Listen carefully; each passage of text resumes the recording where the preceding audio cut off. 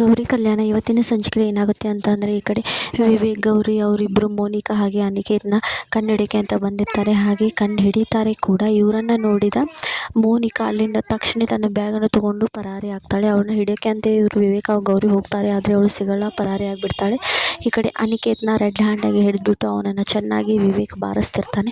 ನನ್ನ ಜೊತೆ ಮದುವೆ ಆಗ್ತಿರೋ ಹುಡುಗಿನ ಲಪಟಾಯಿಸ್ಕೊಂಡು ಹೋಗಿದ್ಯಾ, ಅವಳ ತಲೆ ಕೆಡಿಸಿ ಮದುವೆ ಮನೆಯಿಂದ ಓಡಿಸ್ಕೊಂಡು ಹೋಗಿದ್ಯಾ, ಎಷ್ಟು ಧೈರ್ಯ ನಿನಗೆ ಅಂತ ವಿವೇಕ್ ಅನಿಕೇತ್ನ ಹೊಡಿತಿರ್ತಾನೆ. ಆಗ ಅನಿಕೇತ್ ಹೇಳ್ತಾನೆ, ಇಲ್ಲ, ಅವಳು ನನಗೆ ಕಾಲ್ ಮಾಡಿಬಿಟ್ಟು ಇಲ್ಲಿಗೆ ಬಾ ಅಂತ ಹೇಳಿದ್ಲು, ಅದಕ್ಕೆ ಬಂದೆ. ಅವಳಿಗೆ ನನಗೆ ಏನೂ ಸಂಬಂಧ ಇಲ್ಲ, ಅವಳು ಏನೋ ವಿಷಯ ಹೇಳಬೇಕು ಅಂತ ನನ್ನನ್ನು ಇಲ್ಲಿಗೆ ಕರೆಸಿದ್ದಾಳೆ, ನನಗೆ ವಿಷಯ ಏನೂ ಗೊತ್ತಿಲ್ಲ ಅಂತ ಅನಿಕೇತ್ ಸುಳ್ಳು ಹೇಳ್ತಿರ್ತಾನೆ. ಅದಕ್ಕೆ ಗೌರಿ, ಏನು ಸುಳ್ಳು ಹೇಳ್ತಿದ್ಯಾ, ನಿಜ ಬಾಯಿ ಬಿಟ್ಟರೆ ಒಳ್ಳೆಯದಿಲ್ಲದ್ರೆ ಪೊಲೀಸನ್ನೇ ಕರೆಸ್ಬೇಕಾಗುತ್ತೆ ಅಂತ ಗೌರಿ ಹೇಳ್ತಾಳೆ. ಅದಕ್ಕೆ ಅನಿಕೇತ್, ನೀನು ಸ್ವಲ್ಪ ಬಾಯಿ ಮುಸ್ಯ, ಎಷ್ಟೇ ಧೈರ್ಯ ನಿನಗೆ ಅಂತ, ಎಷ್ಟೇ ಧೈರ್ಯ ನಿನಗೆ, ನಾನು ವಿರುದ್ಧವಾಗಿ ಮಾತಾಡ್ತಿದ್ದೀಯಾ ಅಂತ ಅನಿಕೇತ್ ಹೇಳ್ತಾನೆ. ಅದಕ್ಕೆ ವಿವೇಕ್ ಹೇಳ್ತಾನೆ, ಇವಳಿಗೆ ವಾಪಸ್ ಮಾತಾಡೋಕ್ಕೆ ನೀನು ಯಾರು, ಅವಳು ನನ್ನ ಹೆಂಡತಿ, ಅವಳಿಗೆ ಹೀಗೆ ಮಾತಾಡ್ತಿದ್ದೀಯಾ ಅಂತ ವಿವೇಕ್ ಅನಿಕೇತ್ಗೆ ಬೈತಾನೆ.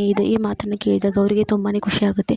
ಹಾಗಾದರೆ ಇವರು ನನ್ನ ಮನಸ್ಸಲ್ಲಿ ಹೆಂಡತಿ ಅಂತ ಒಪ್ಕೊಂಡಿದ್ದಾರೆ, ಇವರೇ ನನ್ನ ಗಂಡ ಅಂತ ಗೌರಿ ಖುಷಿಯಲ್ಲಿ ನಗ್ತಿರ್ತಾಳೆ. ಇದನ್ನು ನೋಡಿದ ಅನಿಕೇತ್ಗೆ ತುಂಬಾ ಕೋಪ ಬರುತ್ತೆ.